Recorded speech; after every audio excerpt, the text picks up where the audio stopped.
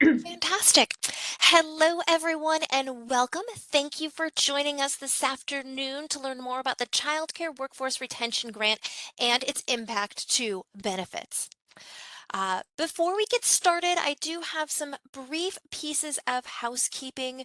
We encourage all of you to ask questions. The lines are muted just to allow for greater quiet on the webinar today, but we do encourage you to ask questions by typing them into the Q&A box. Any questions not answered during this webinar will be added to a Q&A document. And please note that I am recording today's session, and this slide deck and the Q&A document will be available in both English and Spanish and will be posted to the OCFS Workforce Retention Grant website.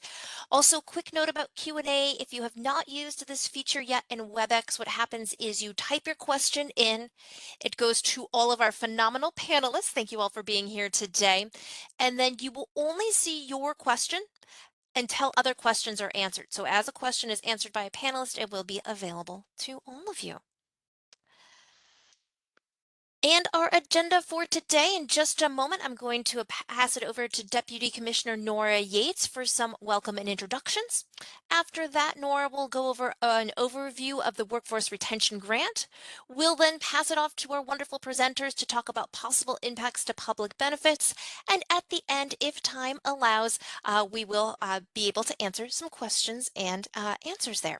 All right, Nora, I'm going to pass it over to you. Awesome. Thank you, Piper. Good afternoon, everybody. Good grief, we got 200 people. That's amazing. Good afternoon, everybody. I am Nora Yates. I'm Deputy Commissioner here in the Division of Child Care Services at the New York State Office of Children and Family Services. I oversee our child care subsidy program, also called Child Care Assistance Program, and we also do the licensing and registration for our regulated care child care in New York State, in addition to all the other child care initiatives. So we're very excited to be offering this most recent grant for child care providers called the Workforce Retention Grant Program. And it was announced in July. And with that announcement, we heard several questions about the bonuses that come from this grant, the impact that those bonuses might have on child care staff and the public benefits they might be receiving. So we have put together this webinar with our colleagues from the New York State Office of Homes and Community Renewal, the New York State Department of Health, the New York State Office of Temporary and Disability Assistance, and specifically looking at both the SNAP Bureau and SNAP side as well as the public assistance side. So we're very excited to have our colleagues here. Thank you so much for joining. To just quickly review the program and also the possible implications of these funds for individuals receiving them. Now, first, let me just go back one sec, Piper. First, I just want to say, so this webinar is not going to really get into the nitty-gritty questions you might have about the grant and like your licensing status or whether or not your staff list is correct or things like that.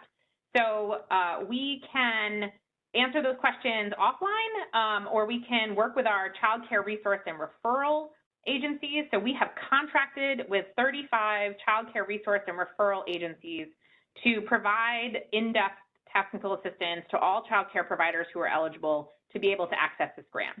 So we definitely are tracking your questions. Please feel free to put them in there. But this webinar is really for our colleagues in other agencies to just review the requirements and what needs to happen if you have a staff member who's concerned about possibly losing their benefits. So please feel free to ask the questions. We will post some resources online, and I want to thank, again, our colleagues from the other agencies who are joining us today. So you can hit the next slide. So just to give a high-level overview of the grant, the goal of the grant is really to support the early childhood education and child care workforce. So the grant primarily is to give bonuses, and these are one-time bonuses, and we recognize our staff probably deserve a lot more, but this is a great opportunity to give them a bonus to be able to give them the one-time bonus, and then the child care program, who probably is also recruiting, also has funding to do cover recruitment expenses. So there's $500 million in grants available. These are coming from federal pandemic sources, those sources that are up there. You can hit the next slide. And it is one grant. So only eligible child care programs can apply. Individual staff cannot apply. So if you have a staff person, we have been receiving calls from staff people saying, hey, where's my OCFS bonus? That we can't give out bonuses. So this is a grant only for eligible child care programs to apply, and then those child care programs give the funding to their, give the bonus to their staff. And the grant comes with both pieces of the grant. It comes with the amount of money that you need to give to your staff people, and then the amount of money that for your program for your recruitment expenses. And so we can talk about that a little bit. You can hit the next slide. So let's talk about the staff retention bonuses, because that's primarily what we're going to be talking about here today. So, and that's the bulk of the grant. So the child care program, I'm sorry, I have something in my throat, of course. The child care programs will have their staff who are background checked and cleared automatically populated into their grant application. So this grant is for eligible staff, and I encourage you to go through and reread the grant information. If you haven't read the grant information, I did post the link, and we're going to post it numerous times. But it is on the OCFS website. There's something called a statement of grant interest, a statement of grant opportunity. That's where all the nitty-gritty requirements of the grant are. I know it's not the most exciting reading, but please take a minute and read through it slowly. So programs will be requesting funding on behalf of all existing eligible staff. Now, you all, child care programs have to identify who those eligible staff are. So the eligible staff are, and I think maybe it's on the next slide. The next slide is component B, so we don't actually have it on here. Sorry, Nora. No worries. Okay, so your eligible staff are in a child caring role. They work a minimum of an average of 15 hours a week or more in that child caring role and that average is between January to June. So these are your existing employees who are already background checked, who spend an average of 15 hours a week or more in a child caring role. Now, it's different for school-age child care programs who have a different hour threshold. Again, encourage you to visit our website, encourage you to read all the frequently asked questions, but if you're just not a reader, please call your child care resource and referral agency. They are putting on information sessions for child care providers to walk through each requirement. So these are eligible staff, and then those staff, the entirety of the bonus will be passed on to them. So you'll get the grant amount and you'll pass the bonus on to them. You can hit the next slide. As part of the grant, you'll also receive money for the child care program to cover recruitment expenses and also the payroll taxes that you have to pay on the bonuses that you're paying. So this, again, this is one grant. You'll apply on behalf of your license ID or your permit ID, and it's one grant, and it'll show you the two different pieces once you get your application completed. You can hit the next slide. So how do you apply? So it's the same grant application system that you've all hopefully used for the child care stabilization grant that was last year, and then the stabilization 2.0 that was last year. So it's the same system. If you're like me, you probably forgot your password to your NY.gov, or you forgot your login information. That's okay. So the link is here, and this will be distributed, and it's the same Apply Now button. And then if you need help with the NY.gov, resetting your password, please, we will do that. But it's very important because the deadline is shorter than the other grants. The deadline is September 15th. And so please get the word out. Even if you have tons of questions, maybe click in and take a look at it, and then check in with your resource and referral agency about your question. But we want you guys to get started and make sure that you're going to apply, because the deadline for our other grants was like 4 months, and this is only like 2 or so. You can hit the next slide. So this is the resources. Look at all these beautiful resources. So this is the website for the workforce grant. There is the statement of grant opportunity, which is what I said is the nitty gritty on all the requirements. So please maybe print that out, because that's what I do, is I print stuff out and I sketch my questions down. The dates, information, the promotional flyers. So please, like if you're in a executive directors group, or you're in a group with other child care providers, like your union, your local union, like please bring flyers and give them out to other providers. All the grant eligibility requirements, and also the staff eligibility requirements. So making sure everybody has that. And then there are frequently asked questions on there. So we'll be updating that. The flyers and the FAQs, I believe, we're doing everything English, Spanish as quick as we can, and planning to translate this webinar as well. So please feel free to keep that link and visit it often. You can hit the next slide. Okay, so again, I just gave a very high-level overview of the grant, and a lot of the questions coming in are great, but we will definitely be contacting you separately with some of the specifics of the grant application.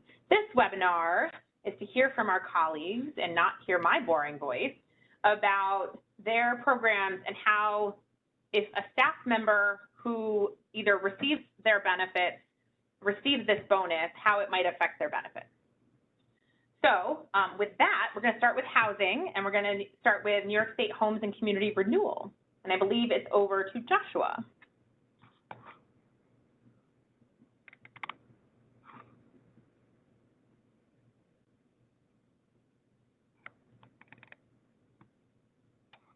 Joshua, can you hear me? Do you want to come unmuted? There you are. Hello there. Hi. Hello. Thank you, Nora. I am here. Hi, my name is Joshua Santola, and I am here on behalf of New York State Homes and Community Renewal. Next slide, please.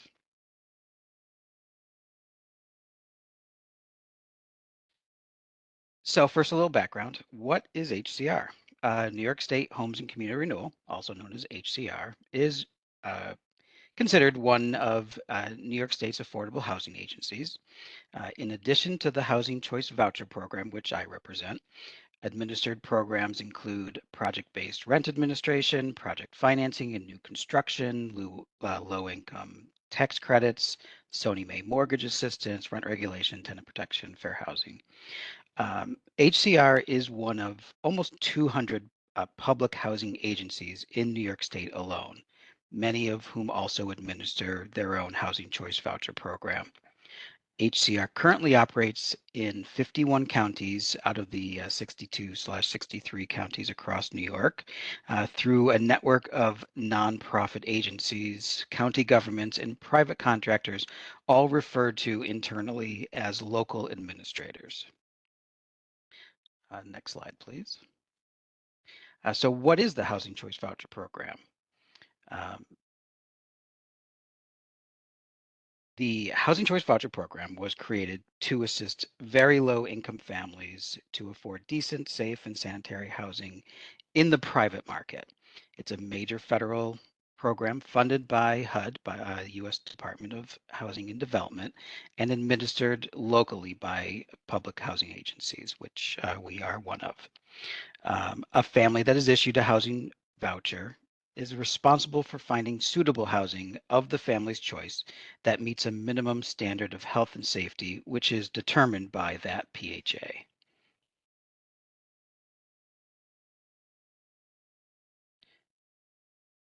So who is eligible for the HCV program?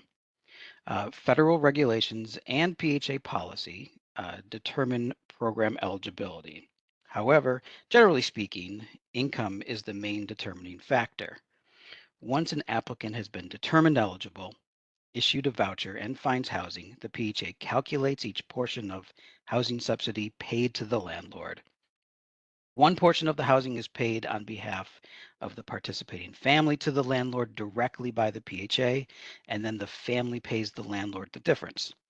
In general, if all program requirements continue to be met, participation continues essentially until 30% of the household's income exceeds their unit's gross rent, which is essentially the contracted rent plus the calculated utilities. PHA will regularly collect information on family income, assets, and family composition, which is verified with local agencies and employers, et cetera. To remain eligible, the household income generally may not exceed 50% of the median income for the city or county in which the family chooses to live.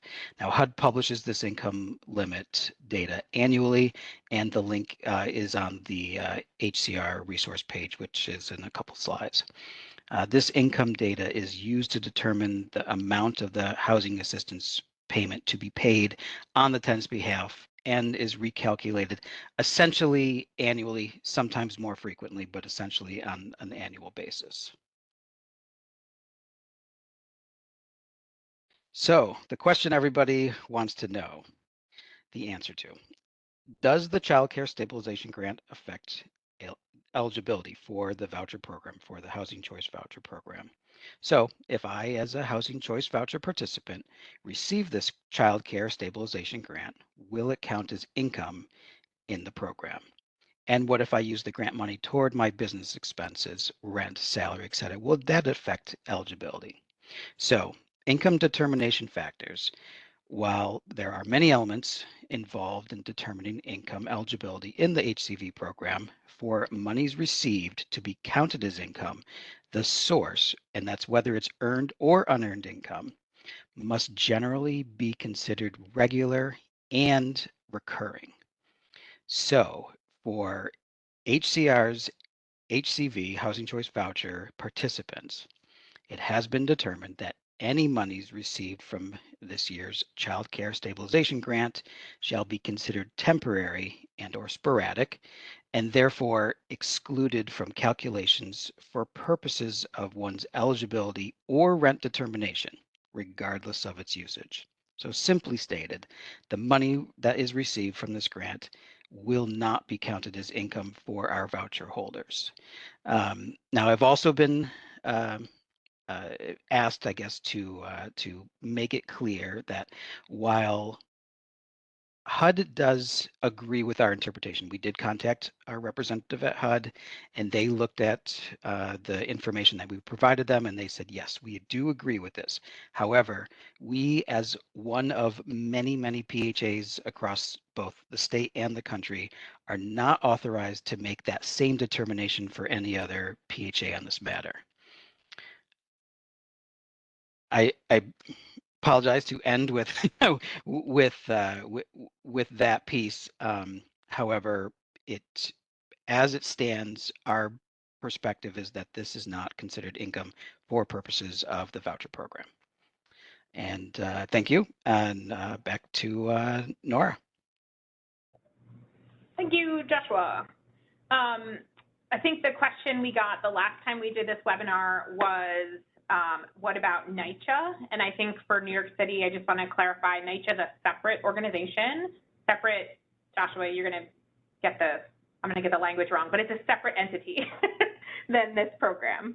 So I just want to clarify, so NYCHA had participated in a previous webinar. They had a conflict today, but we will be sending them the same questions that are raised here, and they will be able to give us like written responses that will include in an FAQ that will be distributed to everybody. Well, it'll be distributed everywhere, but definitely everybody who's on the webinar today. So this, appreciate HCR presenting for HCV and the program under their auspices, recognizing there are other programs in the state that have different, may have different requirements. So.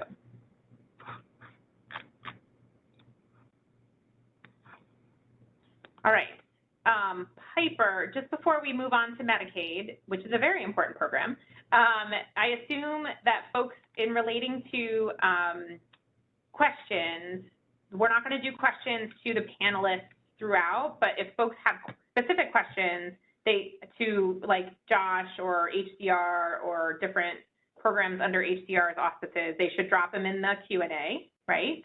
Absolutely, Nora. Yes, go ahead and And do then that, and we'll answer questions at the end of the presentation. there we go. That's what I was just going to ask. Are we going to do one along the way or do one at the end? Let's do them at the end because we might not have, I don't see any right now for our first, for Joshua. So if we do have relevant ones, though, feel free to pull them out and we can ask them along the way. Great. Okay, good. Then happy to move on to Medicaid and pass it over to our colleagues at the New York State Department of Health. Peggy. Hi, Nora. This is Peggy Noonan joining from Department of Health. I hope everyone can hear me. I'm sure someone will let me know soon if you can't. So I'm here to talk about the impact of these child care stabilization grants on Medicaid. So we have evaluated these grants, and we do have determined that they're countable income for Medicaid determinations.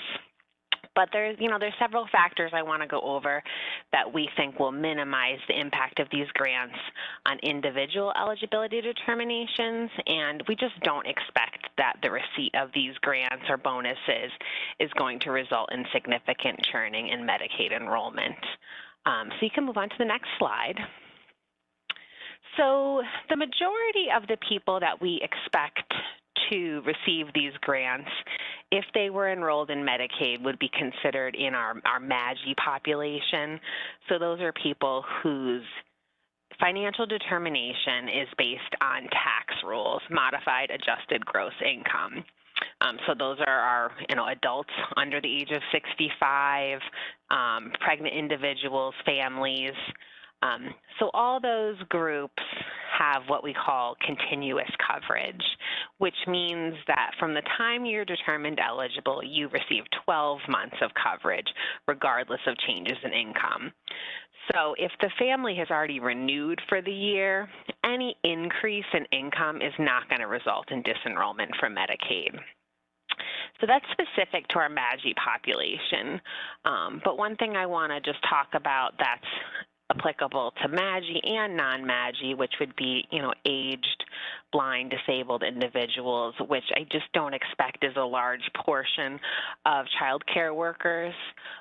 So the MAGI and the non-MAGI, we have special budgeting rules. So for self-employed people, which if it would be the owner of the child care facility, it's reasonable to expect that those individuals might be self-employed, and we're going to evaluate income based on the earnings that come in, but also expenses that go out. So if the grant is received and those funds are used right away, there's really no impact to the net income. So in general, yes, it is countable income, but we just don't expect that it will result in people losing their eligibility. So I know I don't have a big presentation, but I'm happy to take any questions at the end or if there's anything else you'd like me to cover. So that's it from Medicaid, Nora. Thank you, Peggy. You're welcome. It's for a very complicated program. You broke it down very quickly. So there you go. So we will have some questions at the end, but please feel free to drop in your questions into the chat, and we'll do questions to each of the to the panelists directed at the end. So now we're going to go over to the New York State Office of Temporary and Disability Assistance, which has two pieces to talk through, but we're going to start with SNAP. The Supplemental Nutrition Assistance Benefits Program. And for SNAP, we've got Wendy and Jared, correct? Yes, hi, it's Wendy DeMarco. Go ahead, Wendy. Hey, good afternoon, everybody. I'm Wendy DeMarco. I'm the Director of Food and Nutrition Programs at OTDA, which includes SNAP. And with me is Jared Parker, who is one of our policy specialists. So if you want, can we go to the next slide?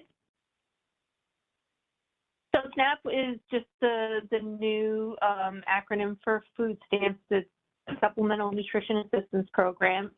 It's federally funded, locally administered. So local social services districts administer the program, and we at the state supervise their administration.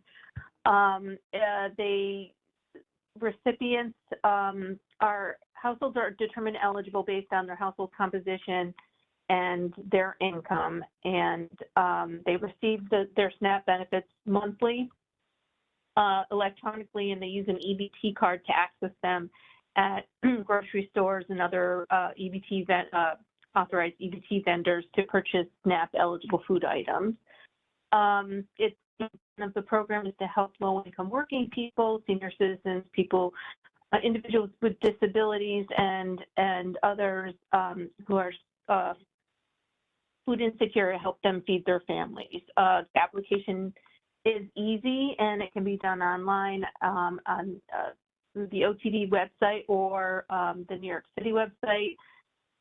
Folks can fill an application out in person, or they can send one through the mail.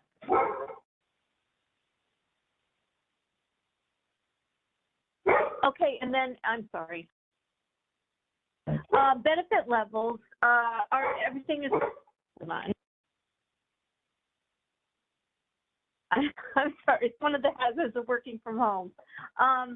So it's a federal program, and all of the requirements and benefits are federally prescribed. So there's set maximum level household benefit levels that are updated every October, and they're the same for the contiguous United States. They're a little bit different for Alaska, Hawaii, and the territories, but they're the same, pretty much the same nationwide. And then the chart that you see on the screen right now, those are the maximum household benefits, and then those each household may receive less than that based on how many deductions they have and what kind of income they have.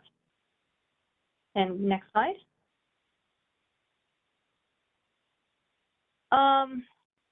So as I explained, the benefit level is based on the household size, how much income the household has, whether it's earned or unearned income, whether there's aged or disabled members in the household, if there's children in the household,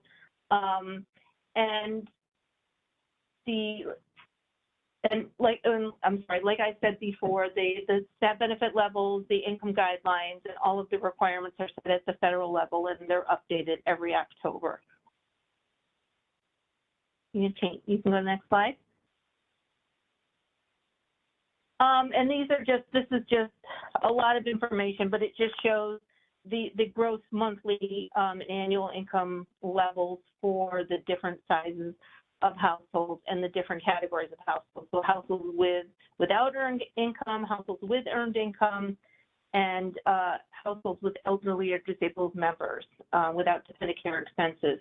So in order to qualify for SNAP, there's different income thresholds that a household has to meet. So it could be 150% of the federal poverty level, up to 200% of the FPL based on the household composition.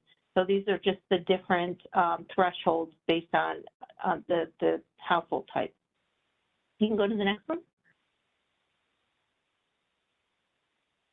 All right, so what is countable for SNAP? And this is where we're getting to the meat of the matter. So for most earned and unearned income is countable if it's received on a regular recurring basis. So for this child care stabilization grants, those payments were provided in one or two payments over the course of I think it was 6 months. Those would be considered, those were not counted as income for SNAP. They were considered lump sum payments, and they are considered to be a resource for the household. And most households are not subject to a resource test for SNAP due to broad-based categorical eligibility. So if the payments, so for these retention grant payments, if they're provided to recipients in one or two lump sums, then they are not counted as income, and the household does not need to report them to to their social services district. If they're broken up and you issue them over the course of 6 months and give them a little bit in each paycheck, then they would count as income. So I think what is important to remember for SNAP, if it's a regularly recurring benefit, then it counts for the most in most instances. If you just give it in 1 or 2 payments and that's it, they're not going to be ongoing after that, then they would not count as income. They're considered to be a lump sum and would be looked at as a resource, and most houses don't have resource tests. Next slide. And then this goes into reporting requirements. So for the most part, the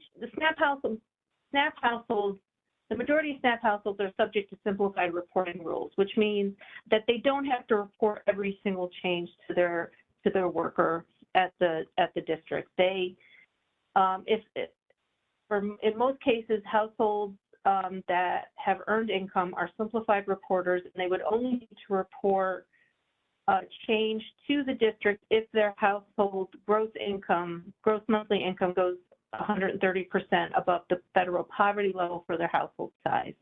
And this, we've included the chart on the screen, and it shows what the 130% of FPL gross limit is for each for households up to 8, and then each additional member you add on another $512.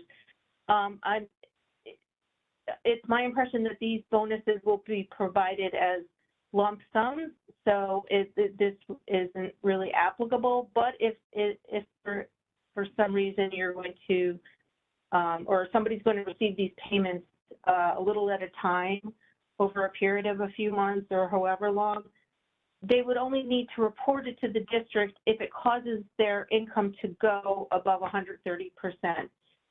They would be required to report it at their next case contact, which would be the periodic report or their recertification. And at that time, the increased income would be budgeted. So even if we were to count it as income, if it's not enough to put the household above the 130%, they don't have to report it, and it wouldn't count until the next time their case is they have to report it on the periodic report or the recert, and the house is rebudgeted. So I know this is a lot of convoluted and nitty detailed information, but I think the important things to remember are if you don't give it to if they don't receive it on an ongoing basis, a little at a time, it doesn't count. If they do receive it over a period of time, a little at a time, they may not have to report it right away. They would only have to report it at their next case contact. So it would count, but it wouldn't have to be budgeted right away. So I think if somebody's not sure of whether or not they need to report it to their district or whether or not it's going to be counted, they can always reach out to us at OTDA, and we can look at their case and let them know whether or not they're just confirm whether or not they're simplified reporters and what the gross income levels are for their household size where they would need to report. But I don't think we need to get down, dig down that deep for these because, like I said, it's my impression that these will be provided in 1 or 2 payments to folks. So, so there's no need to report them at all. Next slide. Okay, yep, and that was it for SNAP. So does anybody have any questions? We're going to do questions at the end. Okay, I'm done. But Wendy, let me just ask, let me just clarify for the rate when people should get paid. So let me clarify for the providers that are on the line, the grant requirement for providing bonuses to your staff is that you apply for this grant and you get paid, you get your payment from the state. You have 45 days to give at least 50% of the bonus to your staff person, and then another 45 days to give the remaining bonus. So if each staff person is going to get $3,000, or if you're a school age child care program, $2,300. So each staff person, you know, let's use the $3,000 number. Each staff person is going to get $3,000, and by 45 days, you have to give at least 50% of that. So let's say 45 days, you gave $1,500. The remaining $1,500 has to be given within that second 45 days. So to Wendy's point, you know, these should come in probably no more than 2 payments to your staff people. Now, some programs that I've talked to are like, we'll just do it once, you know, there you go, have a nice day, my staff people. That's fine, but at, you know, kind of max, it's probably 2 payments. And it's really important that we're mindful of our participants, our staff people's participation in different programs like SNAP or like Pump Assistance, because it could impact their benefits. So this isn't, you can't do it over 6 months, you can't do it over a year. If the grant requirements say it's no more than 90 days, and at least half of it needs to go to them within that first 45 days. So just to reiterate that.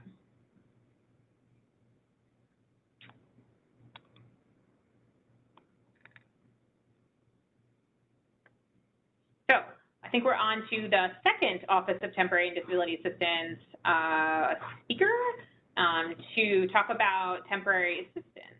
Over to Melissa. Thanks, Nora.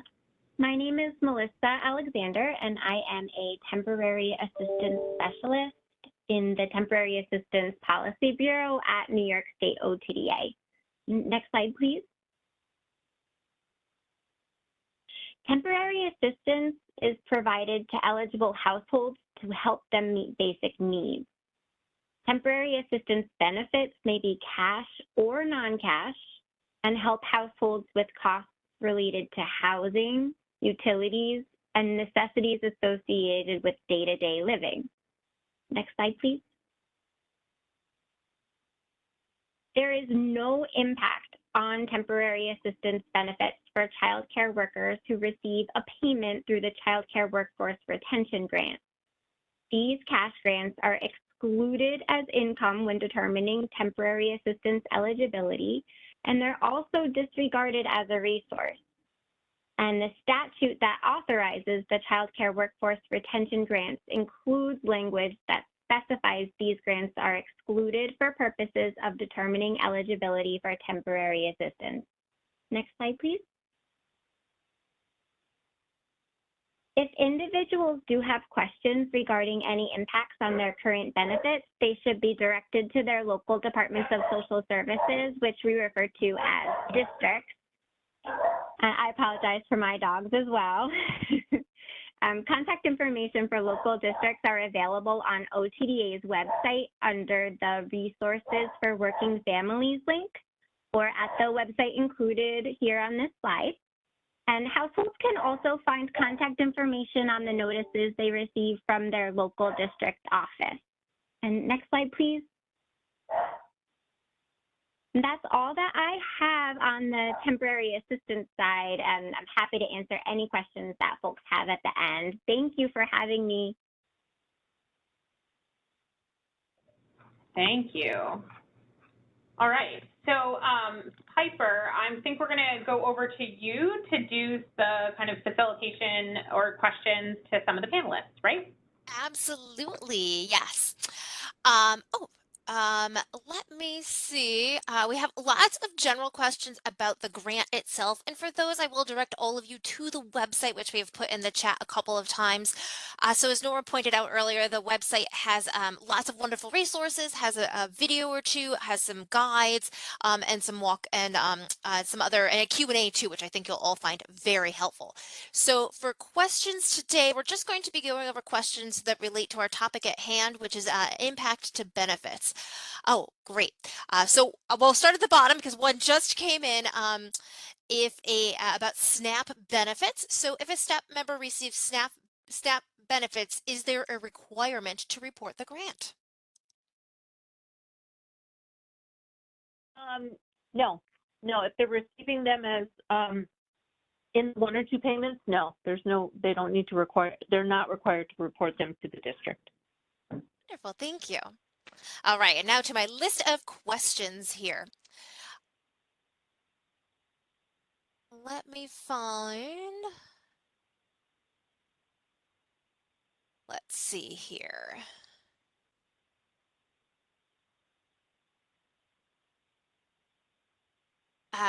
Question. Oh, I don't think we have anyone to answer that one about IRS on here. There was Maybe, a there was so a maybe good Piper, if you do the questions if you can't find questions in the list, because it's a lot of the grant questions, then we have some sample questions too. We could use those. Yes, those will be my next one. I think that was a good question. It was just in general about today's presentation asked by Angela and answered by Rebecca. But Angela asked, do you recommend we send this presentation to all staff listed on the application so they can decide?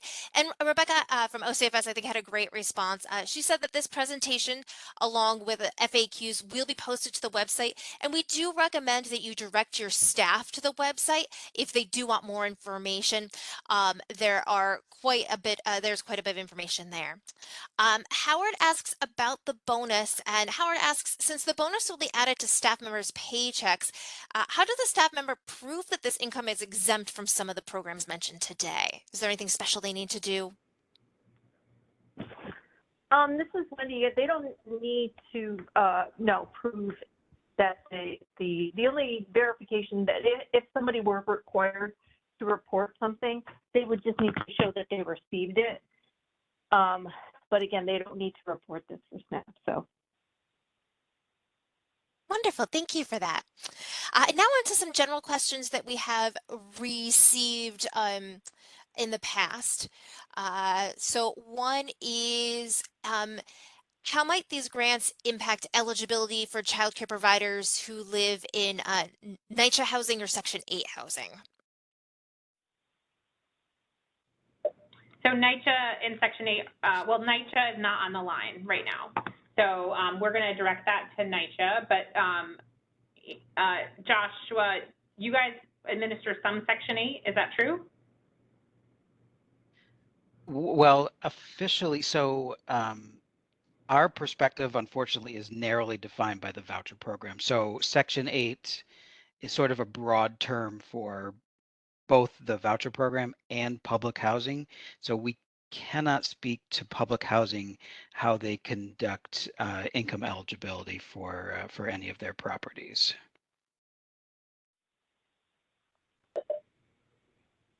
Well, thank you for that. And we'll take some of these questions back that we can't answer today, and we'll put them into an FAQ. I don't know if you'll be able to answer this one, Peggy, being is that it's more specific, that it's more generalized, but are you aware of how other New York State or health insurance programs will be impacted by the workforce retention grant, including, Child Health Plus and the Essential Plan?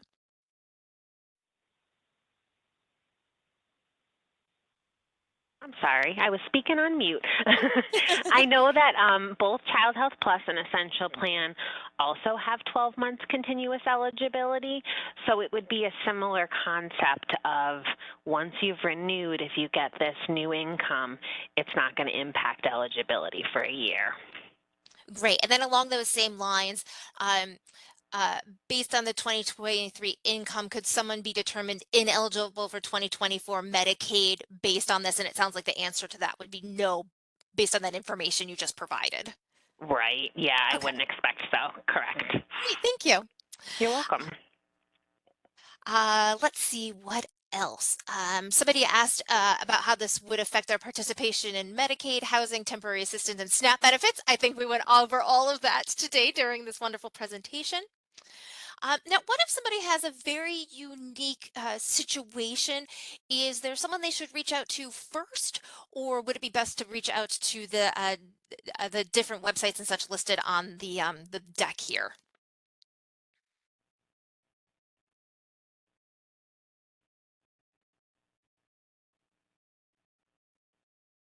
So maybe we go through the panelists one by one in terms of if someone has a specific question about one of the programs, maybe Joshua, do you want them to review the information that you, like the links you posted, or is there a contact person they should reach out to directly?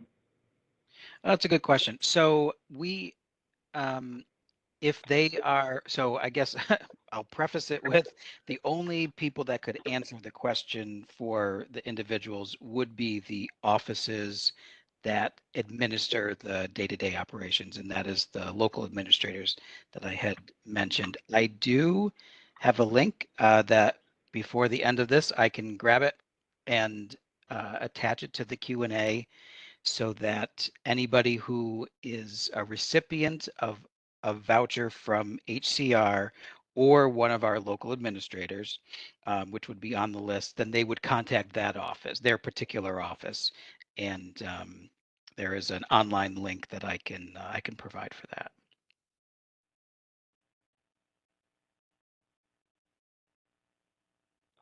Great. And then Peggy, what's the best way for them to contact? Should they contact their health insurance plan? Should they contact their local social service district? Who do they direct their Medicaid related questions to? Yeah, I would think Medicaid questions should go to whoever holds the Medicaid. So if people's Medicaid is authorized through New York State of Health, they could contact the call center or the assister that they work with. And if their coverage is through a local district, they could reach out to the local district. I'm certainly available for general questions, but I won't be able to troubleshoot individual cases. Got it. Thank you. And then for OTDA, both SNAP and TA, I think I know the answer. If they have questions around their benefit structure, their benefit question, they should talk to their local social service district, correct? Correct. But they can also, if they have, because I know sometimes it's hard to get through to a worker, or if they have general questions, may be hard to find the right person, they can call the SNAP main line at 518-473-1469.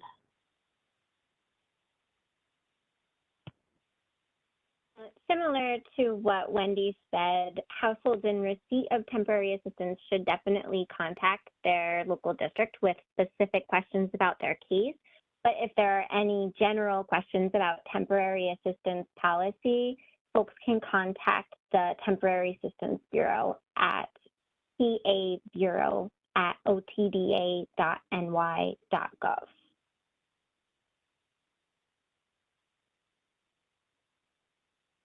Wonderful. Thank you for that.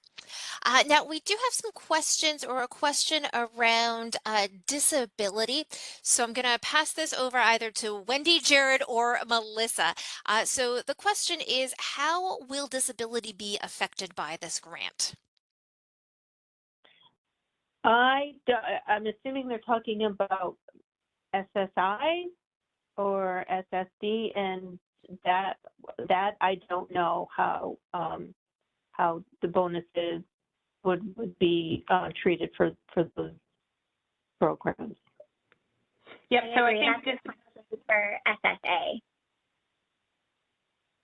Yep. So disability is run through the federal government, correct? And so a person's so their disability worker is through the federal government. So those requirements would apply, and I don't have those folks on this line. Is that fair to say? I don't think OTDA has any information about that either, right?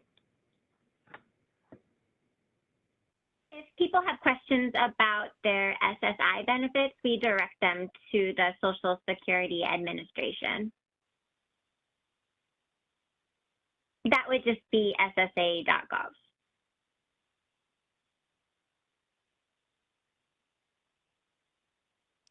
Wonderful. Thanks for that. All right, Peggy, you're back up. Anna has a question. She's wondering, Peggy, if you can clarify what you said about Medicaid a few minutes ago about how this grant impacts Medicaid. Sure. So in general, these funds would be considered countable for Medicaid, but we just don't expect many people to lose eligibility due to these funds. And we have continuous coverage for most of our populations. So after you've renewed your Medicaid for the year or received the notice that you've been renewed, if you report new income that caused you to be over the Medicaid level, you would still maintain your eligibility for 12 months from the time you were determined eligible. So just reporting income now isn't going to cause you to lose eligibility if you've already renewed for the year. And then next year you would have an opportunity to renew again, and if you weren't receiving these funds at that time, it wouldn't impact your prospective eligibility. So I hope that cleared it up. Wonderful. Thank you for that, Peggy. We've shared a lot of information with our attendees today. So a little reiteration is expected after all of that. No problem. Thanks so much for that. I am, Nora and others, not seeing any more questions related for our panels per se today. Were there any that stood out to you that I didn't maybe catch? As I mentioned, I am seeing a lot about the grant itself, so do check out the website for materials that are posted there now, and there will be more coming in the very near future. Yeah, there is a bunch of questions about taxes and paying taxes.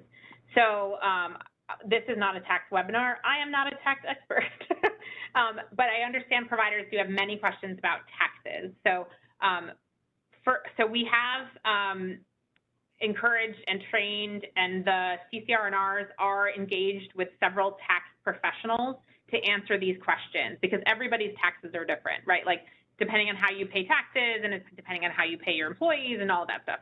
So I just want to encourage you, like, we're not going to talk about what payment structure or what taxes you should or should not be paying or what claiming you should or should not be doing, because everybody's situation is different.